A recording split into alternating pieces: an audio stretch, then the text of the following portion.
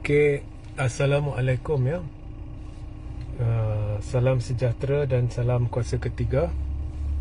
So jika audio jelas macam biasalah, tolong maklumkan kepada saya, share ramai-ramai dan juga sertai Telegram saya ya, Regi Jesse Ritaudin. So ada satu soalan menarik ya, yang diajukan kepada saya. So soalannya lebih kurang macam, Tuan Regi, awak banyak bercerita berkenaan dengan UMNO, Bersatu Perikatan Nasional, PAS dan sebagainya. Tapi jarang kita dengar bercerita berkenaan dengan amanah. Mengapa? Apa kedudukan amanah dari sudut pemerhatian Regi, dan di manakah patut hala tuju amanah itu ditanya kepada saya.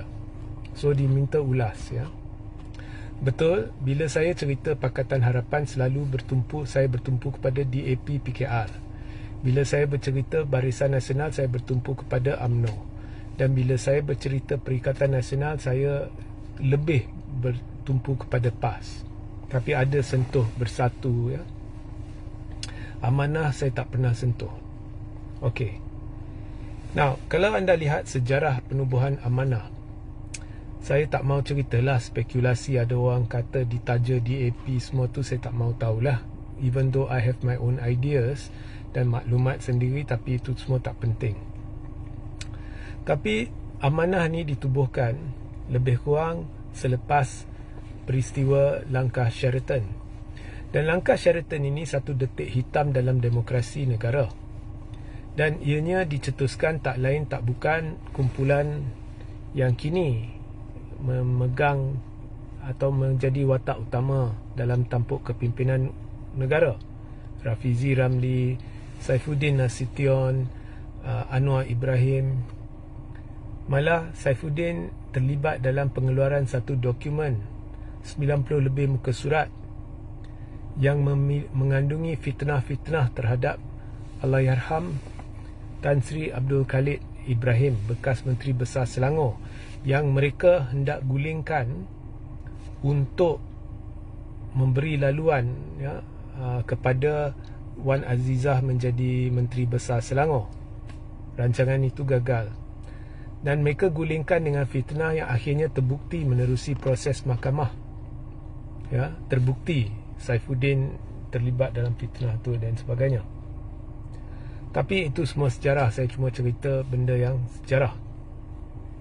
Dan akhirnya Azmin Ali menjadi Menteri Besar Selangor.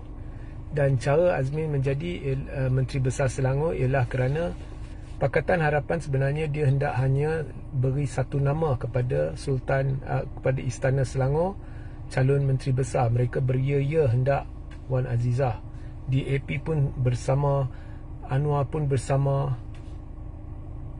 ya, beria-ia hendak Wan Azizah. Tetapi istana tidak selesa Wan Azizah, sebab Wan Azizah juga adalah dia wakil rakyat Pematang Pau. Dan ada aspek-aspek lain. I think maybe because I don't know, which is woman or what, I'm not sure.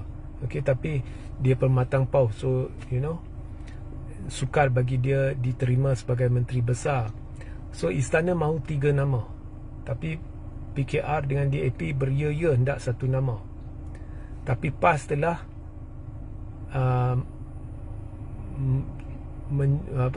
menuruti titah Sultan Selangor dan menyerahkan 3 nama. Dan di dalam 3 nama tu, di antaranya ialah Azmin Ali. Akhirnya Azmin Ali terpilih sebagai dilantik sebagai Menteri Besar. So, itu cerita macam mana Azmin menjadi Menteri Besar Selangor. Okay. So of course DAP berang, Anwar berang dan sebagainya dengan PAS.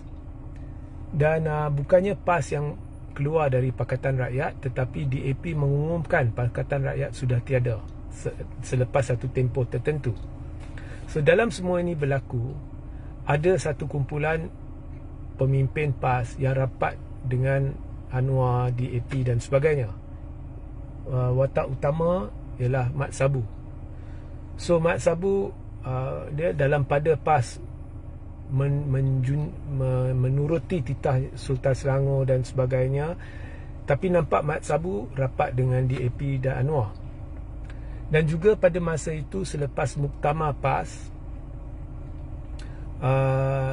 ada sebenarnya PAS terbahagi kepada dua kumpulan, ulama dan yang bukan ulama.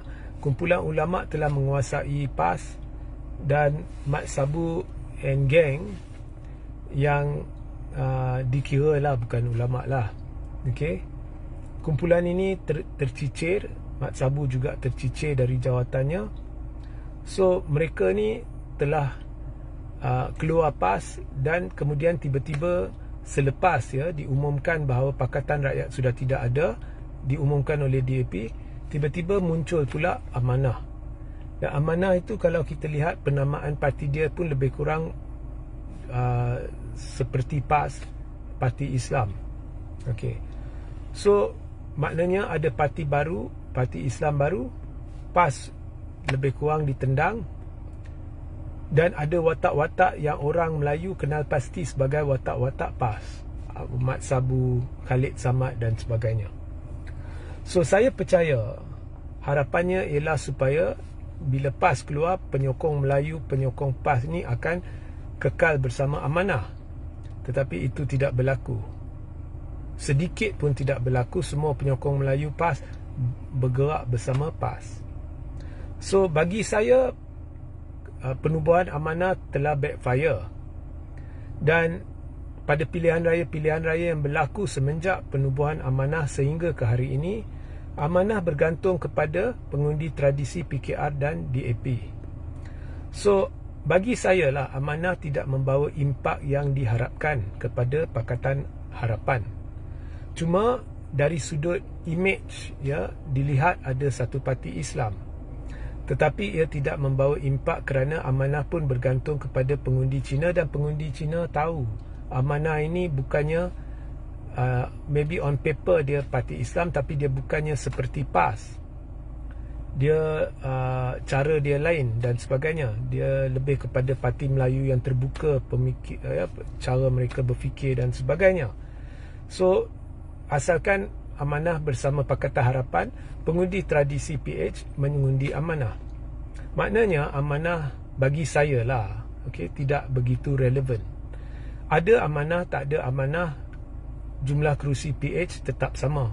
Contohnya Amanah keluar PH atau dibubarkan dan pemimpin-pemimpin Amanah masuk DAP, masuk PKR dan sebagainya, dan kerusi-kerusi Amanah diagih antara DAP dan PKR, mereka lebih kurang akan dapat jumlah kerusi yang sama. Namun jika Amanah pindah kepada contohnya Perikatan Nasional dan berdamping dengan PAS, ini akan membawa satu pengujaan, dan ini akan menjadi satu titik kembali kepada asal. Bukan tidak semestinya Amanah masuk PAS atau Amanah dibubarkan dan pemimpin dia masuk PAS, tetapi bersama di bawah satu bumbung, ini akan membawa pengujaan.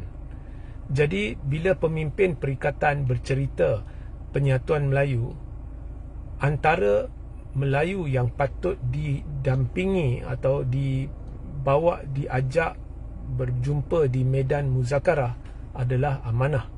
Itu wajib. So bila pemimpin Melayu perikatan suruh orang Melayu bersatu, tetapi dia banyak macam-macam kerenah, macam-macam syarat nak bertemu atau berbincang dengan Amanah, maka masalahnya ialah pemimpin Melayu, bukannya orang Melayu. Dan kegagalan pemimpin Melayu, tak kira Amanah ke PAS ke, kegagalan pemimpin Melayu yang menjadi masalah sebenar penyatuan, bukannya orang Melayu. Dan mereka adalah orang terakhir yang patut ajak orang Melayu bersatu. Mereka tidak layak ajak orang Melayu bersatu. Kerana jika penyatuan Amanah PAS ini berlaku, pengujaannya akan mendorong lebih ramai Melayu dari Pakatan untuk sokong Perikatan Nasional. So ini bagi menjawab soalan kepada yang ditanya kepada saya, mengapa Regi tidak sebut amanah? Because saya bukannya bermusuh dengan amanah. Saya suka beberapa pemimpin amanah. Mat Sabu okey, saya tak ada problem. Tapi Khalid Samad saya suka. Okay, Khalid Samad saya suka. So actually dulu Salahuddin, Allahyarham Salahuddin Ayub saya suka. Betul-betul saya suka. Ya, and dia pun agak rapat dengan Tun Mahathir.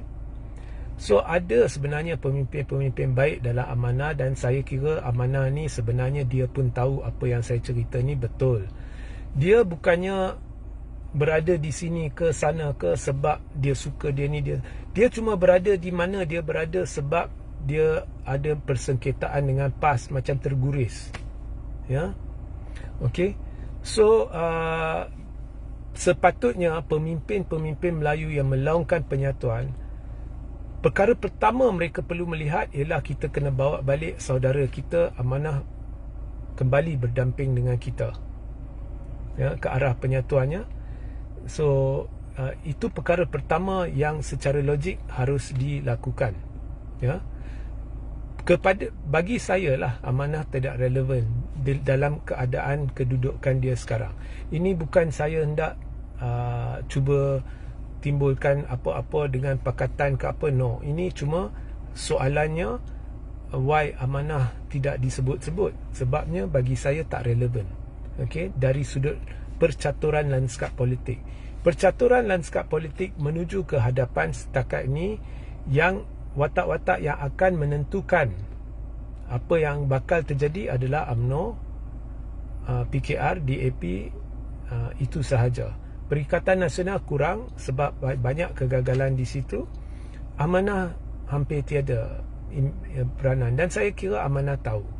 Dan malah kedudukan amanah dalam pakatan pun sebenarnya mencala imej dia dari sudut dia sebagai parti Islam, kerana bila ada pemimpin DAP contohnya mengeluarkan kata-kata beracun, saya tidak dengar pemimpin amanah menegur pemimpin DAP. Contohnya pada pentas Anthony Locke, dia cerita berkenaan dengan benda yang beracun bersempadankan anti-Islam. Bukan Anthony Locke, ada seorang lagi yang bercakap whatever. So saya lazimnya tak dengar, ya, pemimpin amanah, ya. So orang Melayu puhati benda ni. So maknanya tidak ada harapan untuk mendapatkan pengundi tradisi PAS untuk mengundi mana-mana calon Pakatan Harapan. Okey. So kedudukan amanah yang betul adalah di bawah bumbung Perikatan Nasional. Okey. Jangan tanya saya kedudukan gerakan yang betul. Kalau awak tanya saya, nanti awak tak suka jawapan saya. Tapi saya bagi tahulah, kedudukan gerakan pun tak relevan dalam Perikatan Nasional. Kedudukan dia yang betul adalah oleh kerana MCA dan DAP sudah berada dalam Pakatan Harapan, kedudukan gerakan yang betul kalau nak jadi relevan ialah dia duduk di dalam Pakatan Harapan. Jika gerakan beralih ke Pakatan Harapan, tiba-tiba akan meletup ada 3 komponen utama yang berdamping dengan orang Cina duduk dalam satu bumbung. Itu akan menjadi satu pengujaan pula kepada pengundi Cina. Tetapi pengujaan terhadap pengundi Cina tidak ada maknanya. Kerana apa? Kerana pakatan sudah pun maksima. Nampak tak? Pakatan sudah pun maksima 95%. Jadi memang teruja. Tapi teruja tak teruja pun mereka tetap dengan pakatan. Dan boikot yang sedang berlaku akan terus berlaku, saya jangka. Sebab kalau kita lihat sejarah pengundi Cina, setiap 16 hingga 20 tahun akan berlaku peralihan, transition sudah bermula. Maknanya ada pengundi Cina atas pagar. So untuk ujar orang Cina, memang gerakan kena duduk bawah pakatan. Tetapi adakah ianya akan membawa beza dalam pilihan raya? Saya kira tidak. Tetapi untuk ujar orang Melayu, PAS bertumpu kepada UMNO, kemudian macam-macam syarat lah. Kita tak boleh dengan Zaid pula kita tak boleh dengan Hadi. Itu masalah korang. Tapi sebagai pemimpin, bila bercerita berkenaan ummah didahulukan. Jadi bila suruh ummah bersatu, tapi awak menjadi masalah penyatuan, maka awak kena berundur. Mudah aja jalan cerita dia. Dan lagi satu, awak kena pandai melihat bahawa sebenarnya pihak pertama yang awak perlu rapati bukannya UMNO, tetapi amanah. Ya, bila amanah masuk, impak dia lebih kurang macam UMNO masuk, akan berlaku pengujaan besar-besaran. Jika amanah masuk perikatan, akan bawa impak pada pilihan raya. Tapi jika gerakan masuk PH, ianya akan mengujar Cina, tapi tidak akan bawa impak pada pilihan raya. Itu pembacaan saya. Okey. So, sehingga kita berjumpa di lain masa. Assalamualaikum, salam sejahtera, salam kuasa ketiga.